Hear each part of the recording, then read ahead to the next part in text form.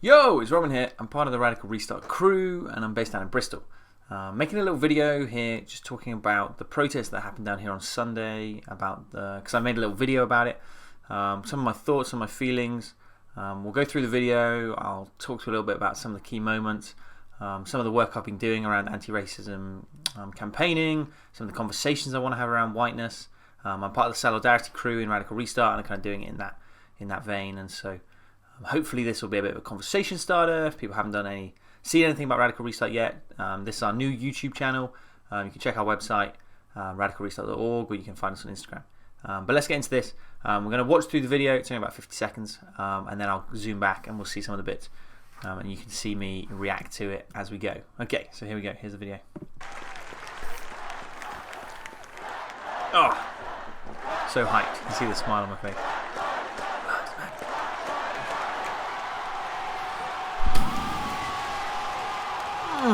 Oh, this was so crazy.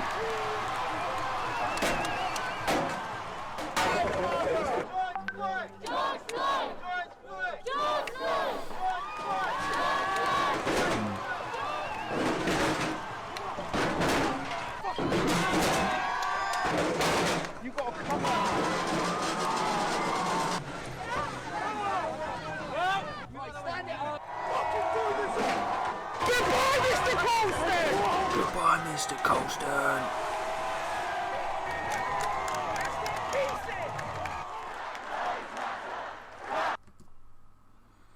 Damn. Okay, there we go. Made it to the end.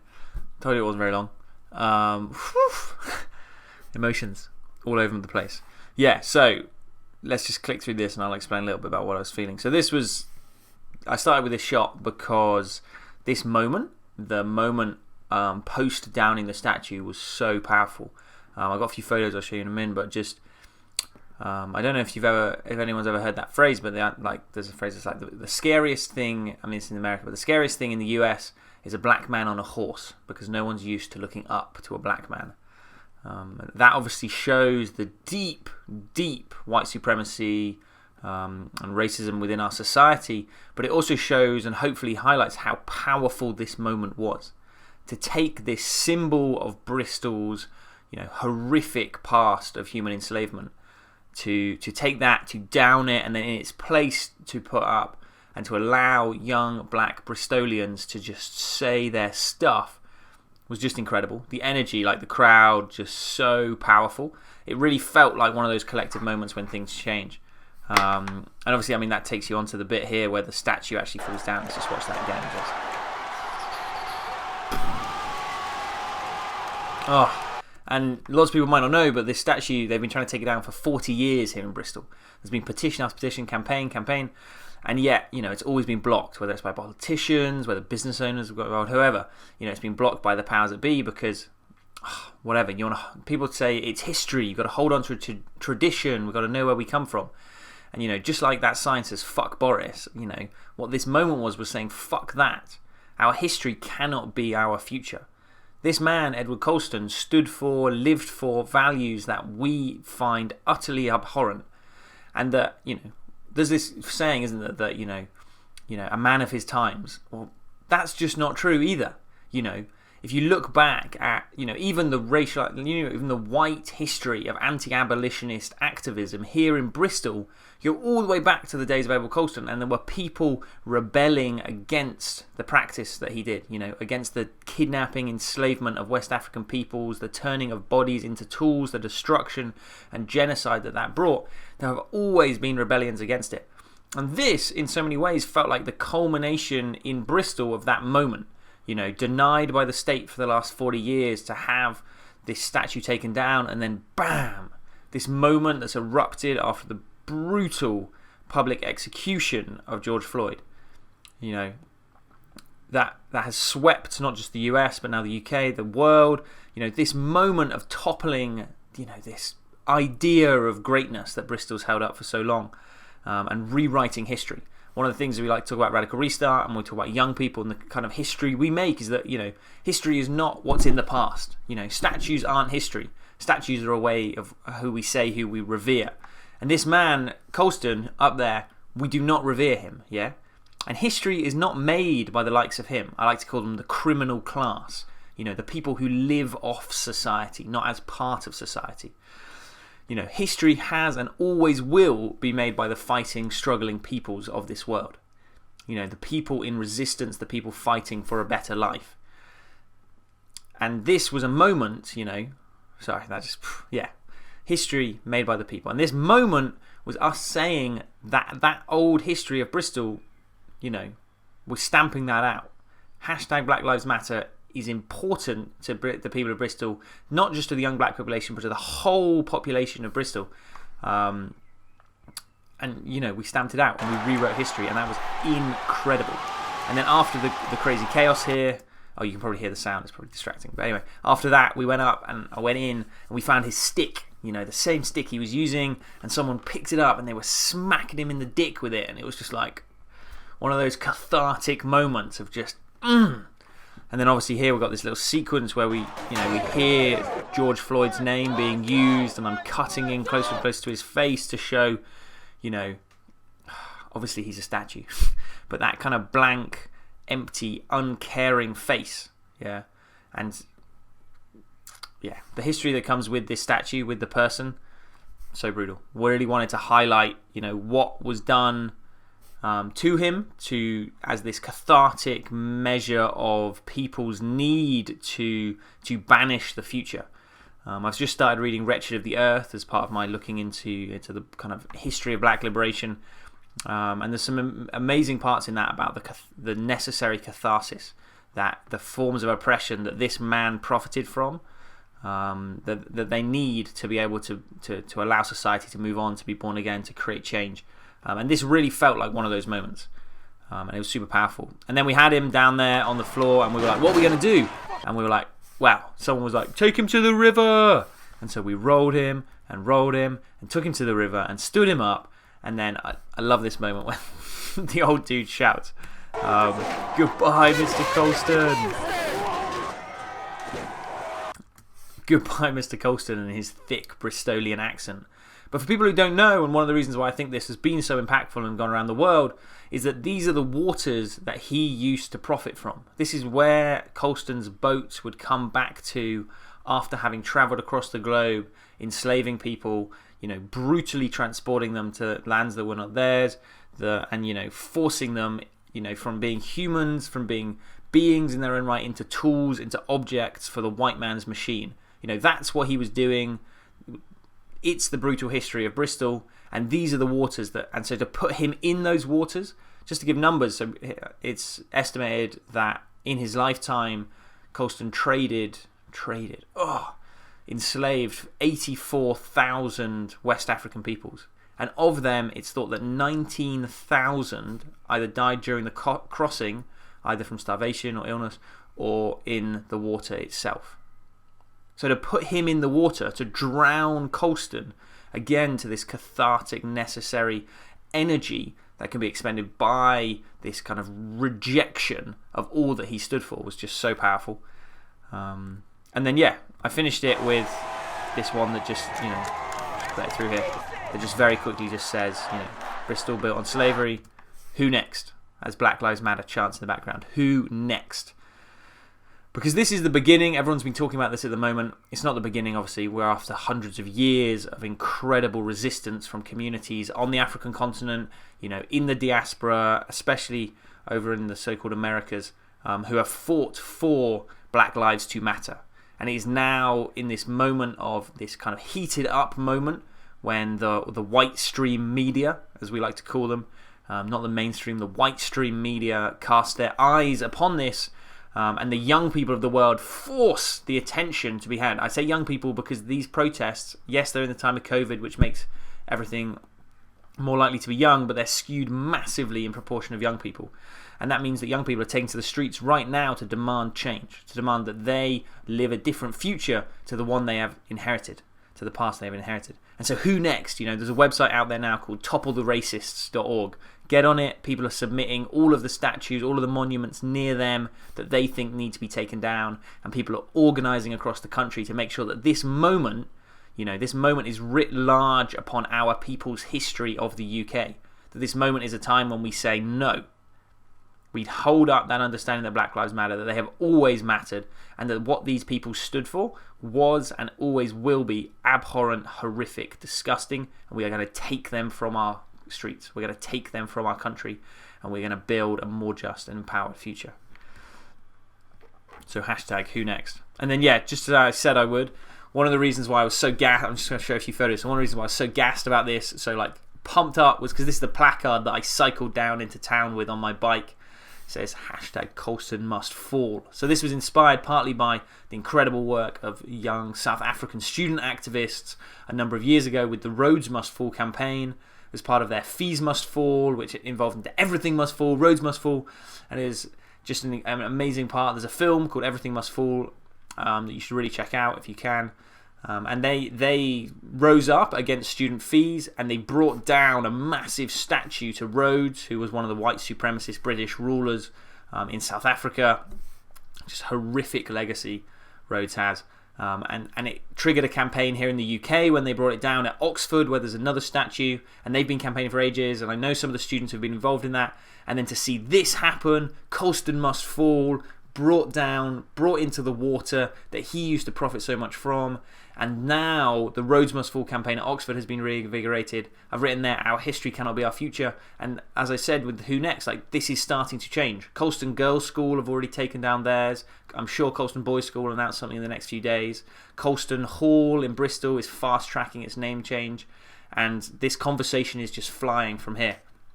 But I've got a few other photos, and again, going back to what I said right at the beginning about this, the power of of these activists, these young people from Bristol who are forcing change in their communities because they're tired of waiting. And so these being able to take this white supremacist ideologue, whatever, this statue out of the middle of Bristol, and instead in its place listen to, hear from the experiences, the words, the passion of young black British activists was just so unbelievable. And I think the whole crowd understood. Here's two of them using the Black Power salute.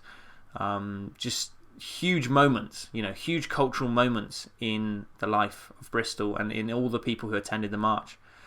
These two did an incredible speech, and it was all spontaneous. None of this was planned.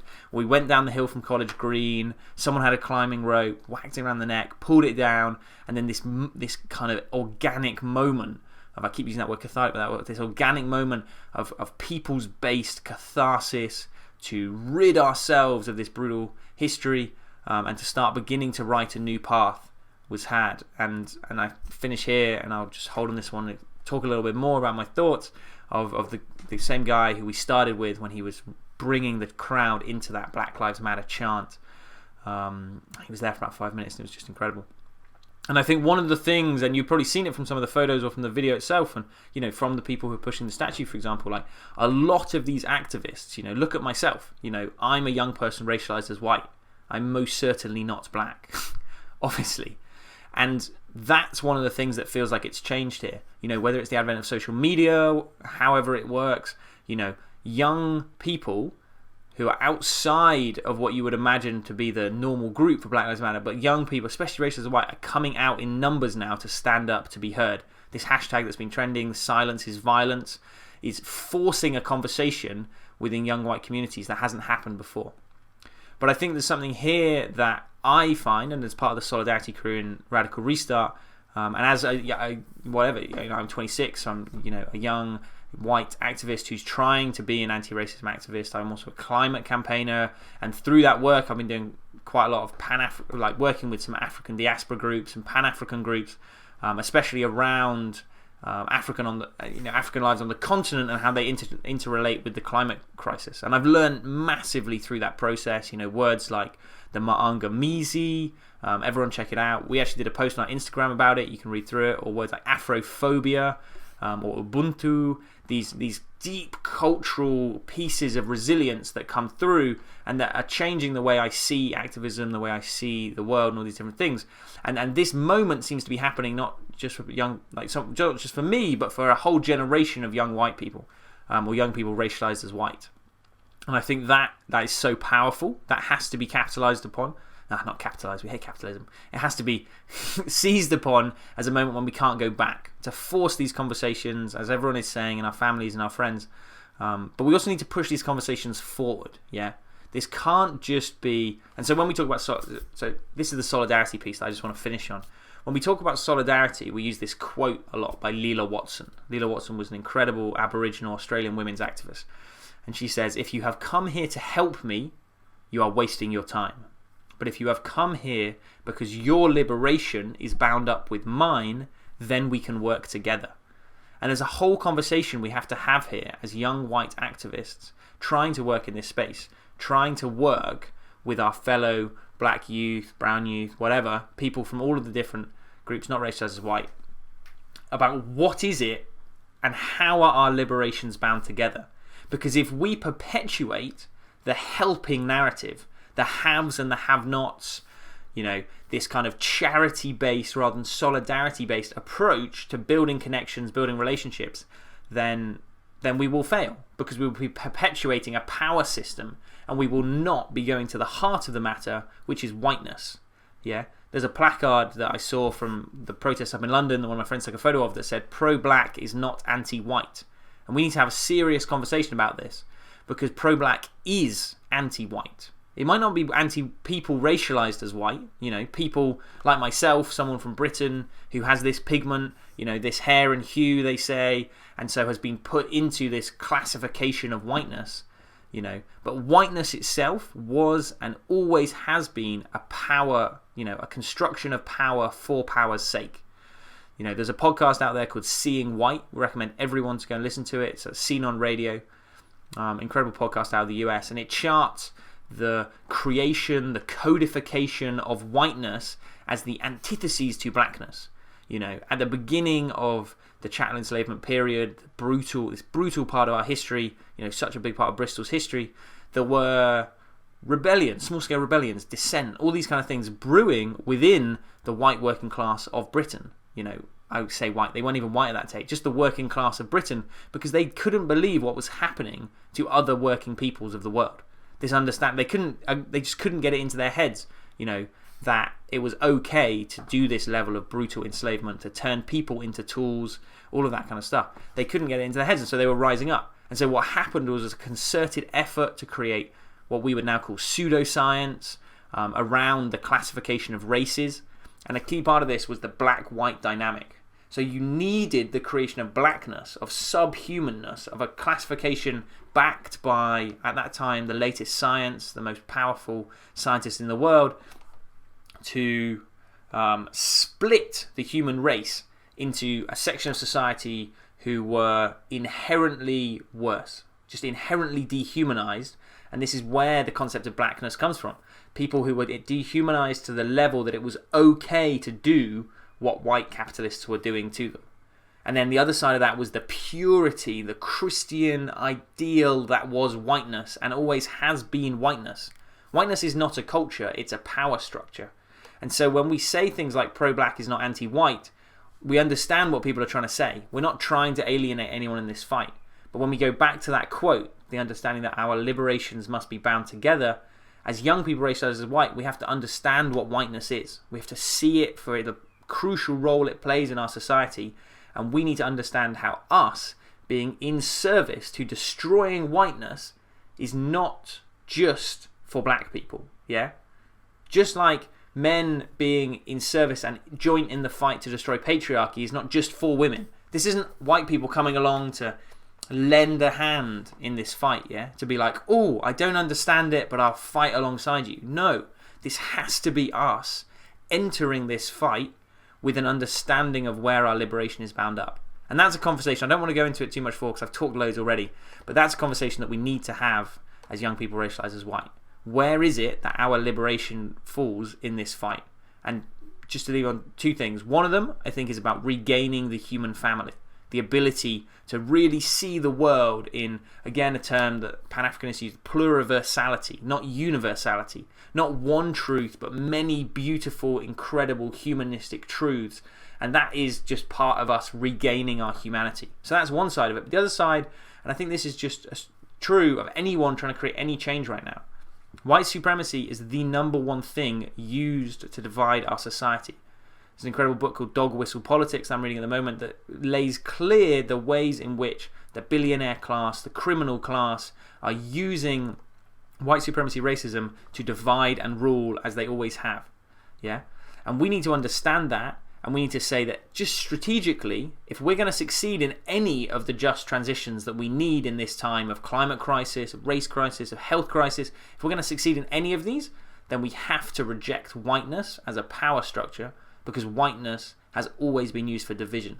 You cannot solve, for example, the climate crisis where 90% of the world's young people, are not white. You cannot solve that if you do not embed a mission into your generation to destroy whiteness, to root it out, and to banish it from our society. But anyway, I've talked too much. Colston fell. It was incredible. You've probably forgotten my name. I was Robin from the beginning of this video, part of Radical Restart, part of the Solidarity crew. I'd really recommend anyone to get involved. We're trying to bring together young people from across different spaces. I'm heading up some of this, or with some others, the conversations about both youth and solidarity, so that we can start building a youth movement that is pluriversal in its understandings. That combines the powerful anti-racism from Black Lives Matter with the climate conversations from groups like Extinction Rebellion Youth, that combines the anti-gentrification projects that are happening across the UK, and we can weave together something truly transformative. And Radical Restart, we're not trying to be a movement, we're just trying to be a space to facilitate those conversations. But anyway, check our website out, radicalrestart.org, find us on Instagram. But yeah, that final message. If you are someone racialized as white and you want to enter the anti-racism fight, find the place that your liberation is bound up. Find it, own it, see the ways in which you've been taught to dehumanize others, see the ways in which your presence has been taught to be violent, reject those, and fight alongside others and all of their reasons to strive for liberation. Tie your liberations together, and then that's when we'll start really pushing into this understanding of whiteness. And you know what? We're going to piss off some adults when we take down all of these statues, and that is going to be incredible. Okay, I'll finish there. Thank you. This was the first one of our vlogs. Hope to see you around. Come some more. We'll be doing loads of live streams and that kind of thing. Anyway, ciao for now.